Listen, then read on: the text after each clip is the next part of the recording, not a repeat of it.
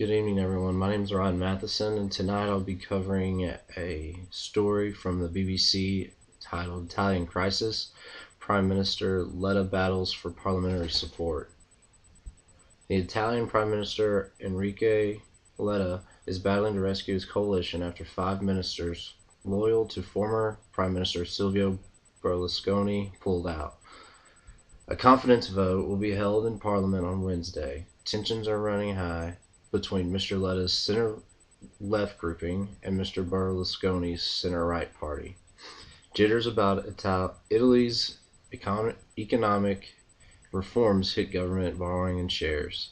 The Milan stock market fell almost 2% and the interest rates on bonds rose. The current coalition government was put together with difficulty after inclusive elections in February.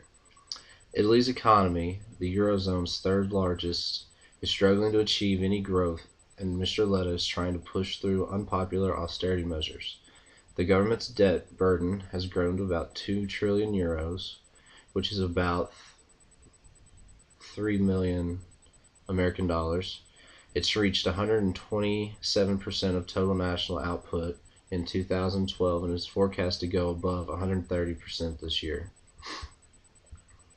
Berlusconi pulled his 5 ministers out of the administration on Saturday. He has attacked the government's failure to prevent a rise in sales tax to 22%. But those ministers have now given mixed signals as to whether they are actually leaving the government. After meeting the Prime Minister, President Napolitano and the rebel ministers' equivocation had led to a climate of evident uncertainty regarding possible developments. Because of that, Mr. Letta would go before the Parliament to see what could be done. Mr. Letta clearly believes the center-left grouping, led by the Democratic Party, still has a chance of attracting enough support in Parliament to continue in government. The crisis follows weeks of worsening ties between Berlusconi's party and Mr. Letta's grouping. Berlusconi's legal problems have cast a long shadow over the coalition, with the former Prime Minister threatening to undermine it if he was expelled from the Senate for tax fraud. A committee of the Senate is due to decide on his expulsion this week after the Supreme Court recently upheld his conviction.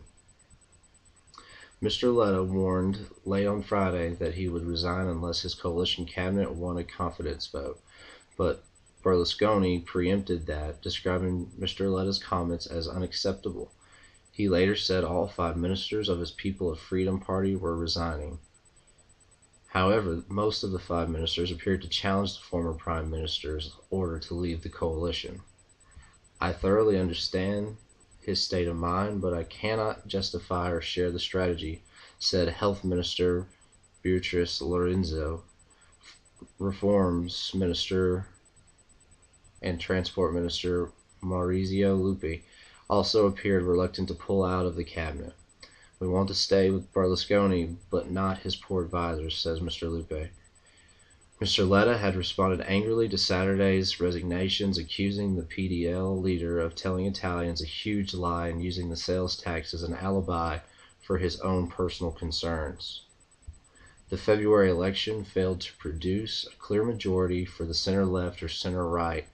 The narrow victory for the center-left, led by the PD, gave it 55% of the seats in the Chamber of Deputies automatically. But in the Senate, there is no automatic majority.